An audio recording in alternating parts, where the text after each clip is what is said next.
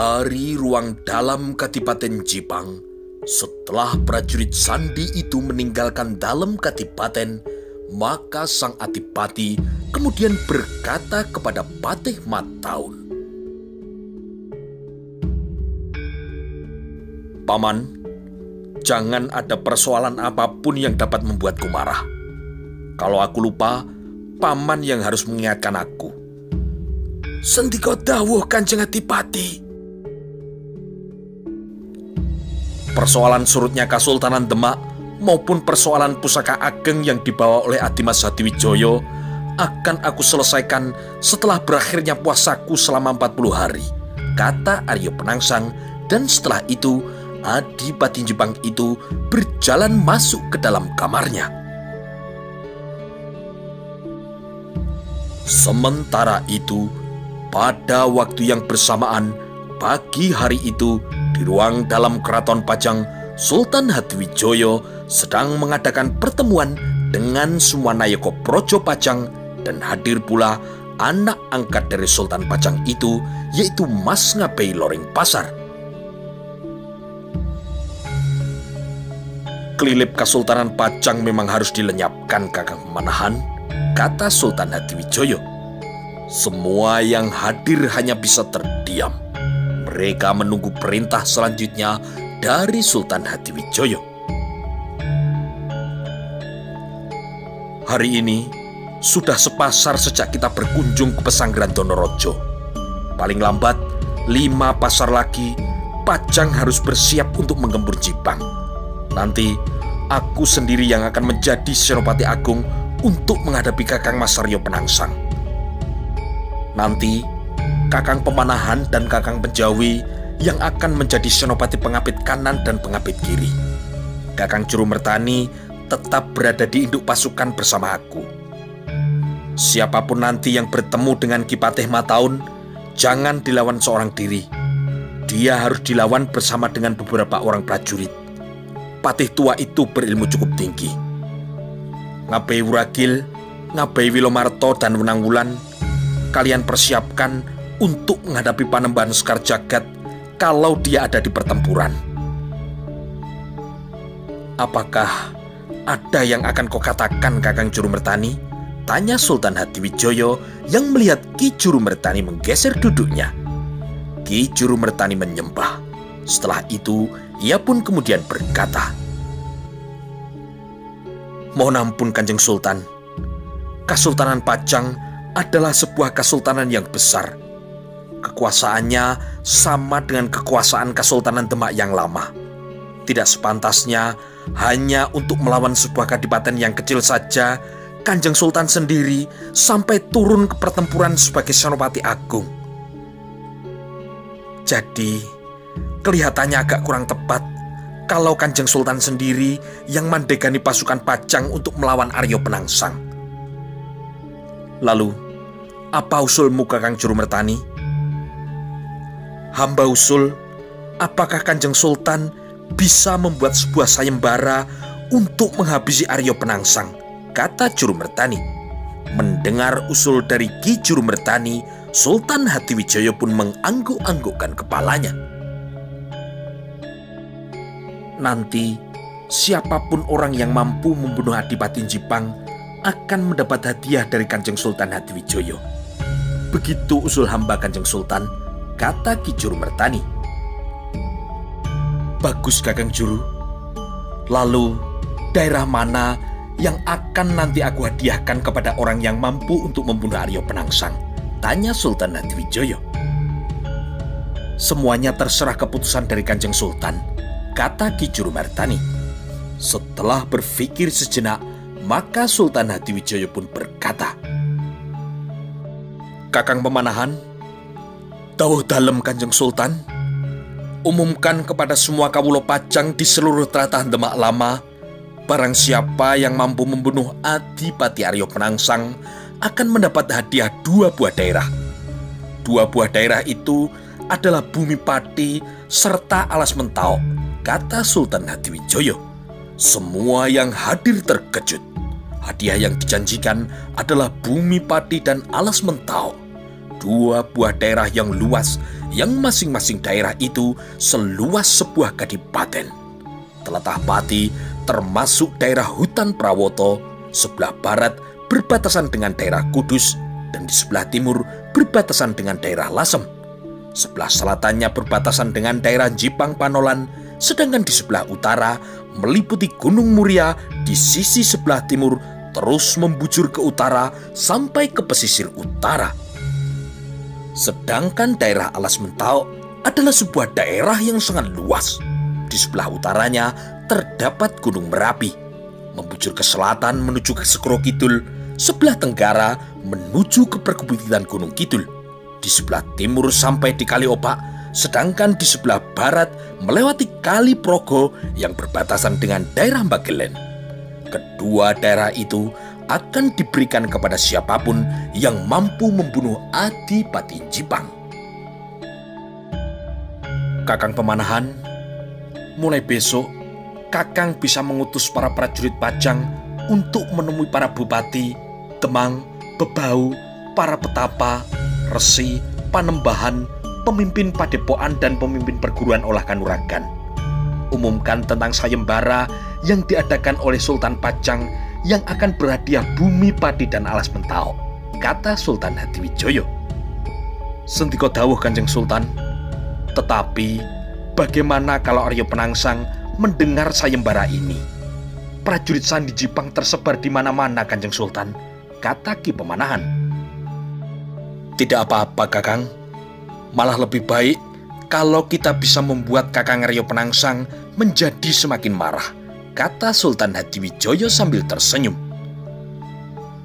Bagaimana dengan para bebau yang memihak kepada Adipati Jipang?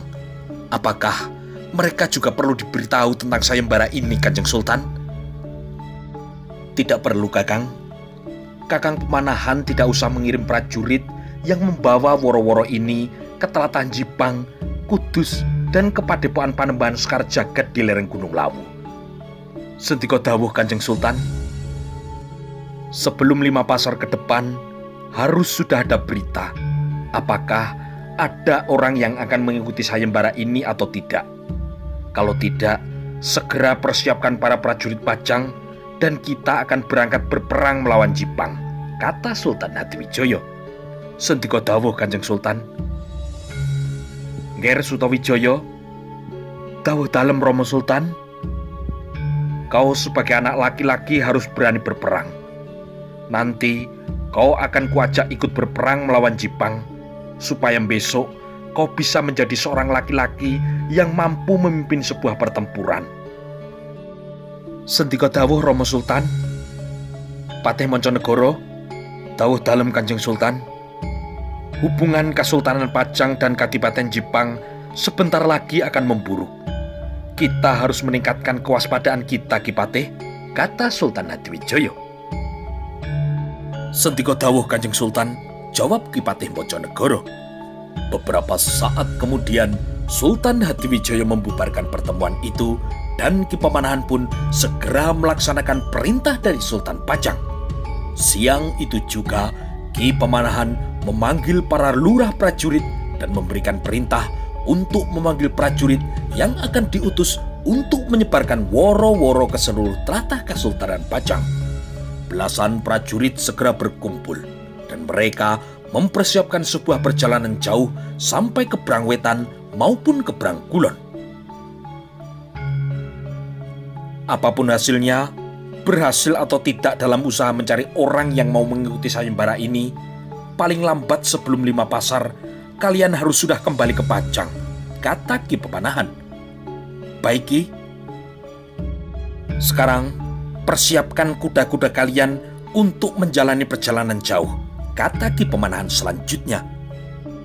Keesokan harinya, belasan prajurit Pajang telah bergerak menyebar ke daerah Gunung Merapi, Merbabu, ke utara sampai ke Alas Roban, ke barat melewati Gunung Slamet, ke timur sampai ke pesisir Tuban, dan ke selatan mendatangi perguruan kanuragan di sepanjang Segoro Kidul. Seorang prajurit Pajang memacu kudanya menuju ke Brangkulon, dan setelah lebih dari sepasar sampailah prajurit itu di Cirebon. Kemudian ia pun melanjutkan perjalanannya menuju ke kaki Gunung Ciremai, menemui dua orang pemimpin perguruan Elang Putih, sepasang elang putih dari Gunung Ciremai. Prajurit Pajang itu pun kemudian bercerita tentang woro-woro sayembara yang akan diadakan oleh Sultan Pajang.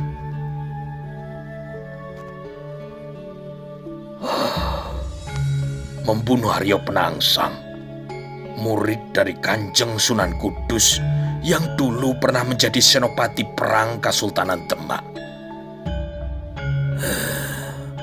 Berat, kata elang putih sambil menggelengkan kepalanya. Orang yang mampu membunuh Aryo Penangsang akan mendapat hadiah dari Kanjeng Sultan Pajang, kata prajurit itu.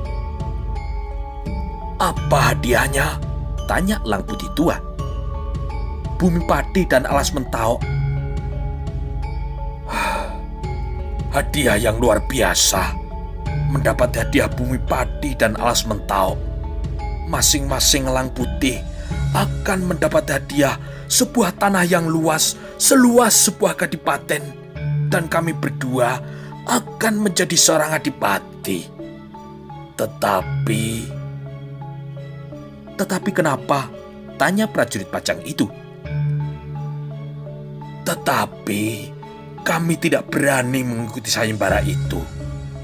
Kau pasti sudah mendengar kalau ketika saudaraku telah mati dibunuh oleh Aryo Penangsang, kata elang putih tua. Siapa itu? Tanya prajurit itu. Sepasang alap-alap Gunung Kendeng, jawab elang putih tua. Hanya 2 orang, ditambah 1 lagi, yaitu Suro alap-alap. Jadi, bagaimana dengan sayembara ini, Ki? Apakah sepasang elang putih dari Gunung Ciremai tidak berani membunuh Adipati Jipang? Kami tidak ikut sayembara. Kami tidak berani. Apalagi Aryo Penangsang berada di dalam kadipaten dan mempunyai ratusan prajurit. Ia akan selalu dilindungi oleh gurunya, yaitu Kanjeng Sunan Kudus. Apakah tidak sebaiknya sayembara ini dicoba dulu, Ki? Tidak. Nanti nasibku bisa sama seperti sepasang alap-alap Gunung Kendeng. Baiklah, kalau begitu kami mohon pamit, kata utusan dari Pajang itu. Prajurit yang bertugas di perangkuran itu pun gagal dalam mendapatkan peserta yang berani mengikuti sayembara itu. Sehingga prajurit itu kemudian berusaha mencari perguruan maupun padepokan lainnya yang mengajarkan ilmu Jaya Kawijayan. Sementara itu, prajurit Pajang ada juga yang sedang berkuda menuju ke pantai selatan. Lalu ia pun kemudian bergerak ke arah barat untuk menjumpai seorang pertapa yang mampu bergerak secepat angin yang berdiam di dalam sebuah goa di pegunungan Sewu di tepi laut selatan. Setelah berbicara beberapa saat, prajurit itu memberitahukan tentang woro-woro sayembara dari Kesultanan Pajang untuk membunuh Aryo Penangsang. Bagaimana Ki Ajar Maruto? Apakah Ki Ajar berniat mengikuti sayembara ini? Tanya prajurit Pajang itu. Aku tidak tertarik.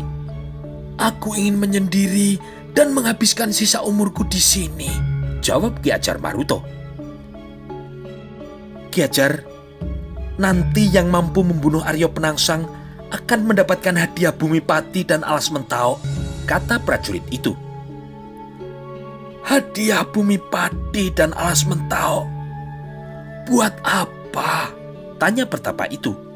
Mendengar ucapan pertapa itu, maka prajurit itu pun terdiam beberapa saat. Aku tidak takut bertarung dengan Aryo Penangsang meskipun dia berpasangan dengan Patih Mataun. Tetapi aku memang sedang tidak berminat untuk mengikuti sayembara itu, kata Ki Ajar Maruto. Daerah Segoro Kidul ini tidak jauh dari alas mentau, Ki. Dan nantinya daerah ini bisa juga dimasukkan ke dalam daerah yang dijanjikan oleh Kanjeng Sultan Hadiwijoyo, kata prajurit itu.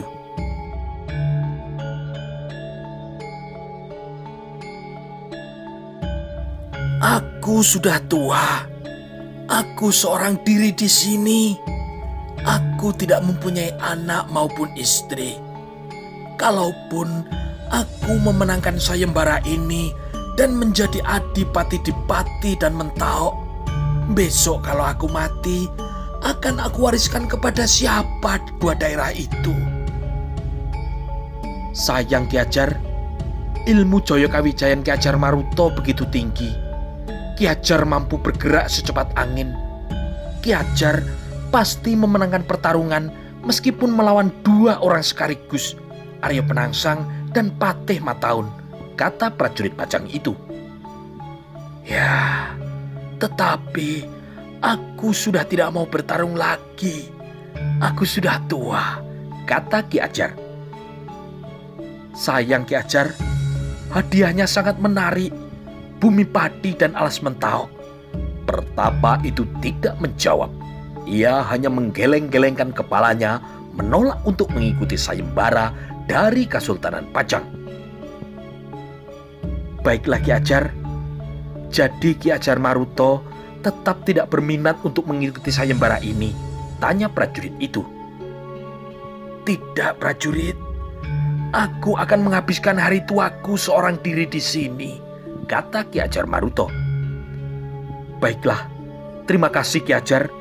Saya mohon pamit, kata prajurit Pajang itu. Prajurit Pajang itu kemudian segera keluar dari gua tempat bertapa Ki Ajar Maruta. Kemudian ia pun melanjutkan perjalanannya mencari pemimpin perguruan olah kanuragan lainnya. Pada saat yang bersamaan, seorang prajurit Pajang yang melakukan perjalanan ke Brangwetan menyusuri sebuah pengawan yang lebar di daerah sebelah selatan Tuban. Ki Branjang pasti bersedia untuk bertarung melawan Arya Penangsang. Dia juga mampu menghancurkan sebuah batu padas yang besar.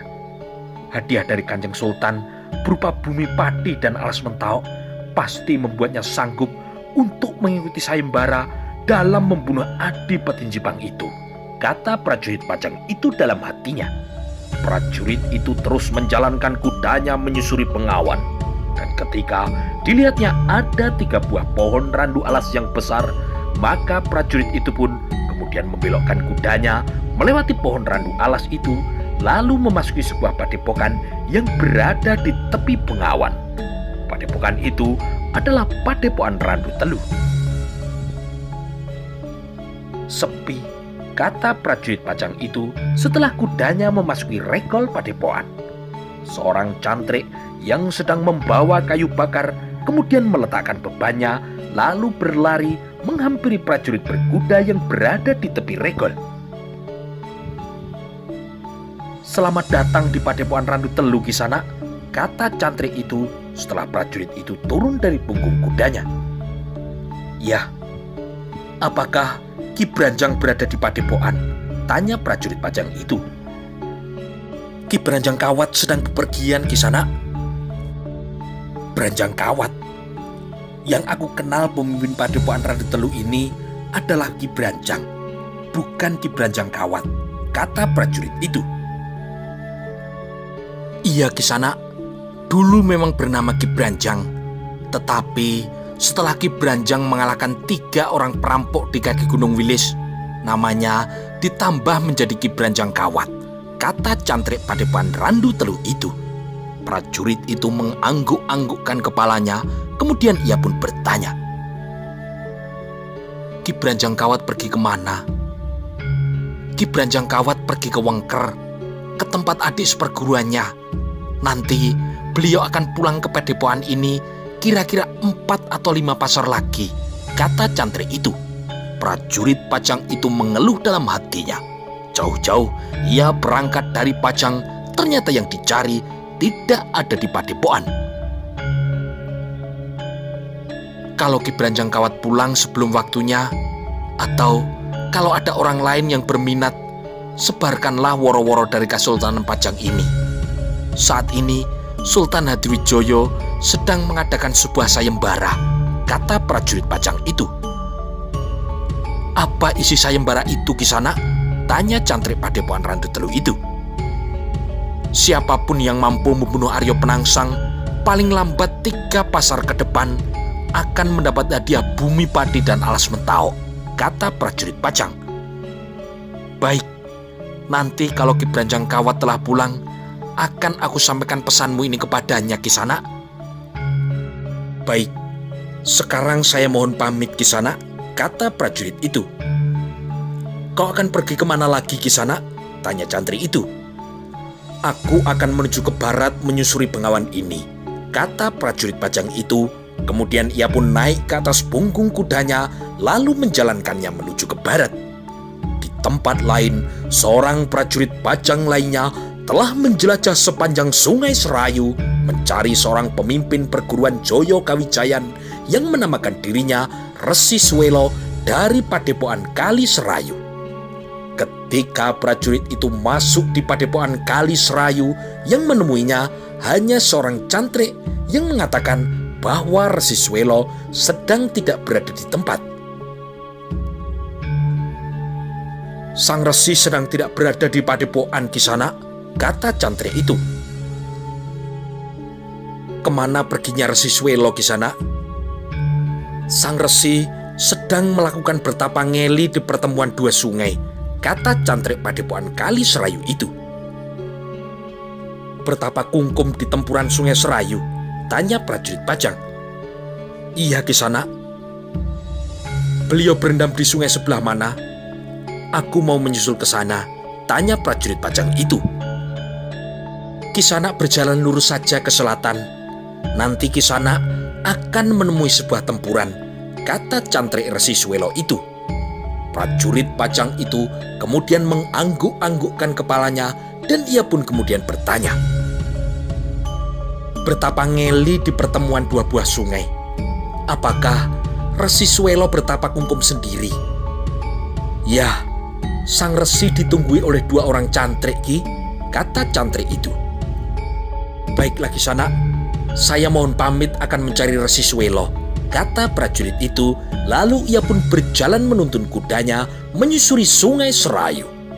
Agak lama prajurit itu berjalan.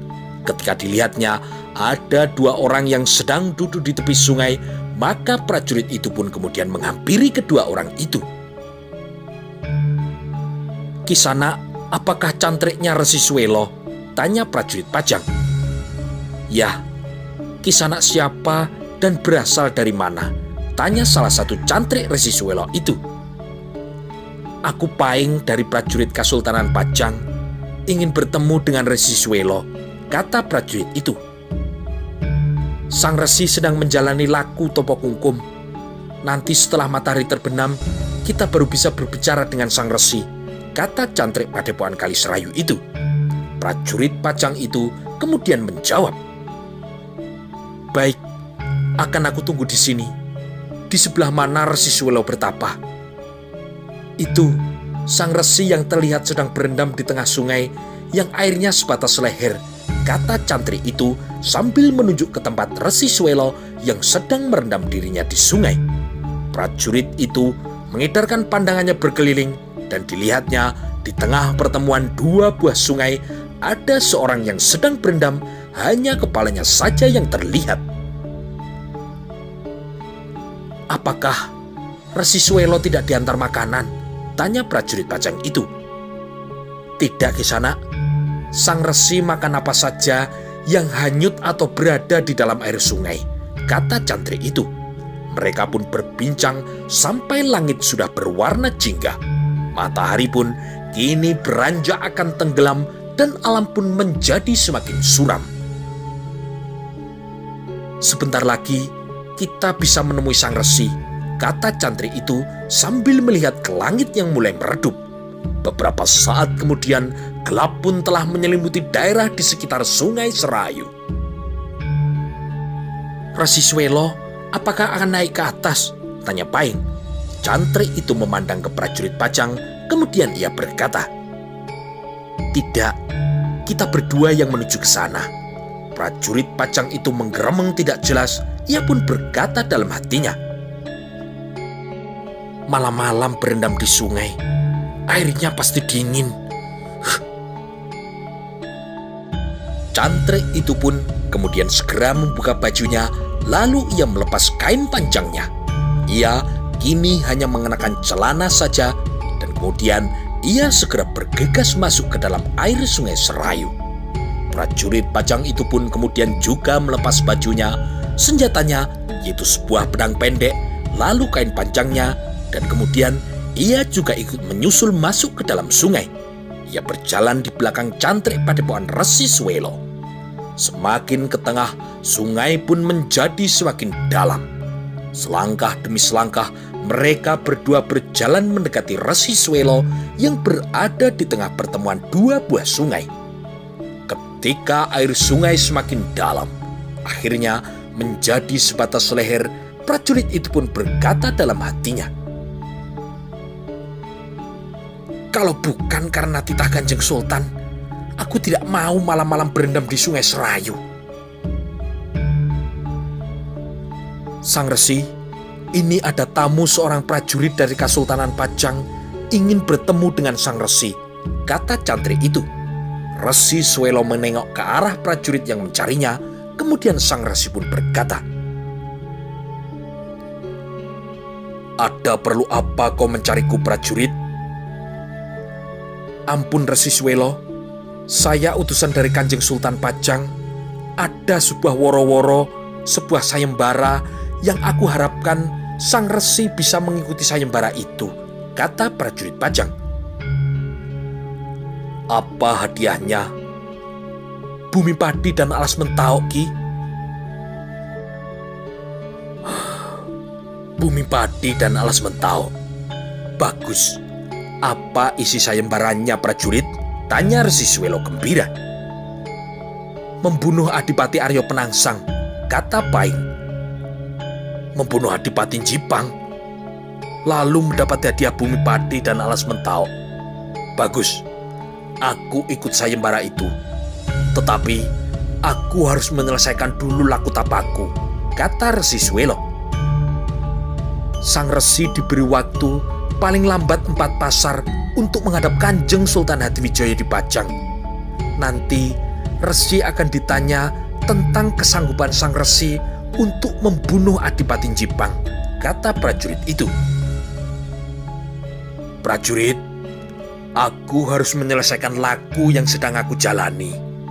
3 pasar menjalani laku Topo Kungkum, 3 pasar Topo Ngidang, 3 pasar Topo Ngalong, dan setelah 8 pasar, aku akan menghadap Kanjeng Sultan di Pajang. Karena aku baru menjalani sepasar Topo Kungkum, masih perlu waktu 8 pasar lagi untuk menyelesaikan topoku ini," kata Resi Suwelo. "Titah dari Kanjeng Sultan paling lambat hanya 4 pasar, Ki Resi. Jadi sebaiknya topo Sang Resi dibatalkan saja," kata Paing. "Tidak bisa, prajurit. Kalau aku batalkan, kekuatan yang telah terhimpun akan memukul diriku sendiri. Aku bisa terluka parah," kata Resi Suwelo. "Berarti Sang Resi tidak bisa menyelesaikan Topo Kungkum lebih cepat?" tanya utusan Pajang itu. "Tidak bisa. Tetapi aku ingin mengikuti sayembara ini. Kau tahu betapa luas telatah yang dijanjikan oleh Kanjeng Sultan? Dan nanti mungkin aku dapat diangkat menjadi seorang Adipati Mentaok sekaligus Adipati Dipati," kata Sang Resi. "Aku tidak bisa melanggar batas waktu dari Kanjeng Sultan, Sang Resi. Paling lambat hanya 4 pasar," kata prajurit Pajang itu.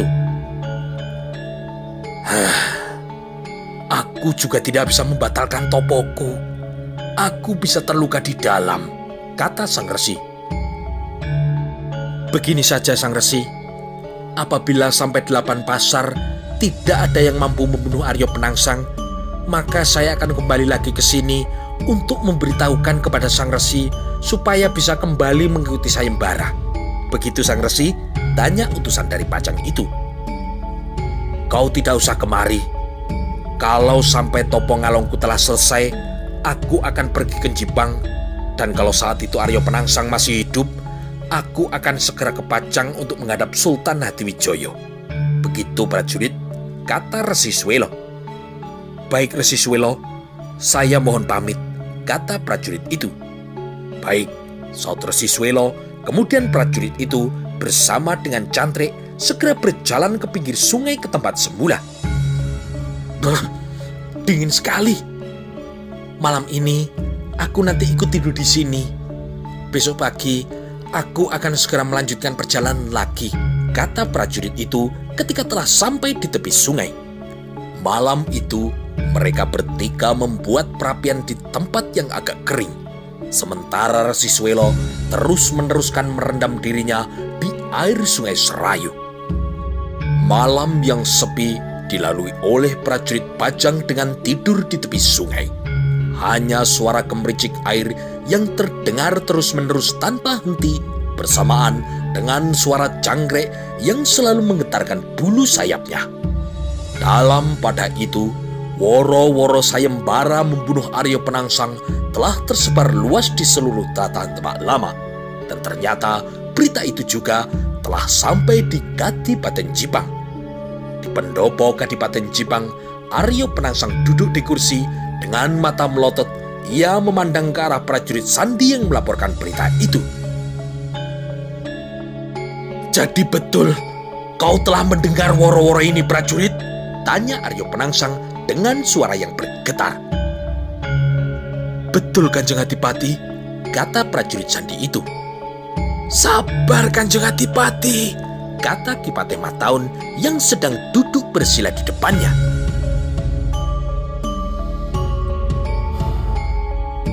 "Baik Paman Mataun, aku sedang berpuasa, tidak boleh marah," kata Arya Penangsang.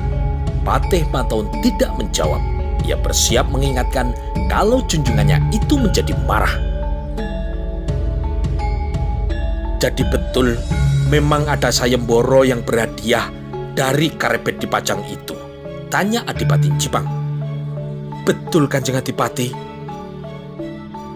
"Apa bunyi sayembara itu?" "Siapapun yang mampu membunuh Adipati Jipang akan mendapat hadiah bumi padi dan alas mentaok," kata prajurit itu. "Mendapat hadiah bumi padi dan alas mentaok? Kasinggihan dawuh Kanjeng Adipati." Pengecut! Ternyata Adimas Hadiwijaya tidak berani menyerang Jipang. Sultan Pajang yang gagah perkasa sedang mencari Seroyo untuk membunuhku. Tetapi aku tidak akan takut. Siapapun Seroyo yang akan datang ke Jipang akan aku hadapi, kata sang Adipati. "Paman Mataun, ternyata kepalaku harganya sangat mahal. Kepalaku saat ini seharga bumi padi dan alas mentaok," kata Adipati Jipang itu selanjutnya. "Iya Kanjeng Adipati, Sultan Hadiwijaya kelihatannya memang tidak berani untuk menyerang Jipang. Madeg menjadi Senopati Agung Pajang," kata Ki Patih Mataun. "Baik Paman, aku akan menunggu siapapun orang yang akan datang ke Jipang untuk mengikuti sayembara itu. Dan orang itu akan merasakan pusakaku, yaitu keris Kiai Setan Kober." "Ya, leres Kanjeng Adipati. Tetapi Kanjeng Adipati harus bersabar," kata Ki Patih Mataun. "Ya Paman, aku akan beristirahat dulu, supaya aku tidak mudah menjadi marah. Kau pulanglah dulu ke rumahmu prajurit," kata Arya Penangsang.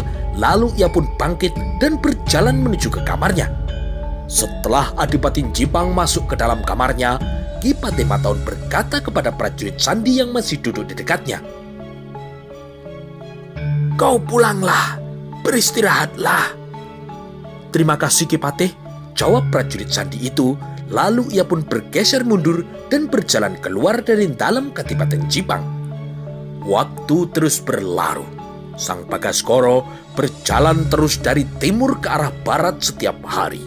Setelah itu, tugasnya telah digantikan oleh rembulan yang bersinar di kegelapan malam dan ditemani oleh ribuan bintang yang berkerlip indah tanpa kenal lelah. Beberapa hari kemudian, di Pajang, beberapa kesatuan prajurit yang baru telah terbentuk. Dan saat ini, Kasultanan Pajang telah mempunyai kesatuan Wirotamtomo Wirombrojo, Wiromanggolo, dan Wirojudo. Ditambah lagi dengan pasukan Wiro Sandiyudo yang telah lama terbentuk. Ratusan prajurit yang lama maupun yang baru mulai ditata. Semuanya kini telah ditempatkan di beberapa kesatuan prajurit. Kesatuan Wiroyudo sebagai kesatuan tempur Kesultanan Pajang terdiri dari para prajurit pilihan yang mempunyai kelebihan dan sangat terampil menggunakan senjata pedang pendek maupun tombak yang panjang. Sebentar lagi, Pajang akan menjadi sebuah kesultanan yang besar setelah Kanjeng Sultan berhasil menyingkirkan Adipati Aryo Penangsang, kata beberapa prajurit. Berita mengenai woro-woro sayembara pun telah tersebar luas di seluruh wilayah dari Brangwetan sampai Brangkulon. 4 pasar setelah woro-woro sayembara itu disebar ke seluruh tlatah Pajang, para prajurit pun yang berkeliling di daerah telah kembali ke kota Raja Pajang dan melaporkan hasilnya kepada Ki Pemanahan. Pada malam harinya, Ki Pemanahan, Ki Penjawi, dan Ki Jurumertani bertemu di rumah Mas Ngabei Loreng Pasar. "Di mana Sutawijoyo?" tanya Ki Pemanahan. "Mas Ngabei Loreng Pasar sedang pergi berlatih olah kanuragan di tepi sungai. Nanti hampir tengah malam dia baru akan kembali ke rumah, Ki," jawab Jurumertani. "Yah, bagus.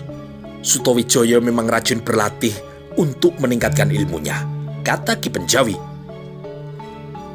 "Hari ini, prajurit yang diutus untuk menyebarkan woro-woro semuanya telah kembali ke kota raja. Tidak ada satupun dari mereka yang berhasil membawa orang yang berani untuk mengikuti sayembara ini," kata Ki Pemanahan. "Kalau tidak ada yang berani, maka Kanjeng Sultan sendiri nanti yang akan memimpin para prajurit menyerang Jipang," kata Ki Penjawi. Jangan sampai Kanjeng Sultan sendiri yang menyelesaikan masalah Kadipaten Jipang," kata Jurumertani. "Maksud Kakang Juru, siapa yang akan menjadi senopati? Para prajurit tidak akan ada yang berhasil membawa orang yang berani untuk melawan Aryo Penangsang," kata Ki Pemanahan. "Bagaimana kalau Adi Pemanahan dan Adi Penjawi yang mengikuti sayembara itu? Nanti hadiahnya dibagi 2. Adi Pemanahan dan Adi Penjawi masing-masing mendapatkan 1 wilayah, bumi padi atau alas mentau," kata Ki Jurumertani. Ki Pemanahan dan Ki Penjawi tidak menjawab. Mereka berpikir, menghitung dengan cermat kekuatan sendiri maupun kekuatan lawannya. Kelihatannya berat untuk mengalahkan Aryo Penangsang. Aji Tamengwojo-nya sulit untuk ditembus, kata Ki Pemanahan. "Dengan pusaka tombak Kiai Pleret, Aji Tamengwojo bisa ditembus, Adi," kata Ki Jurumertani.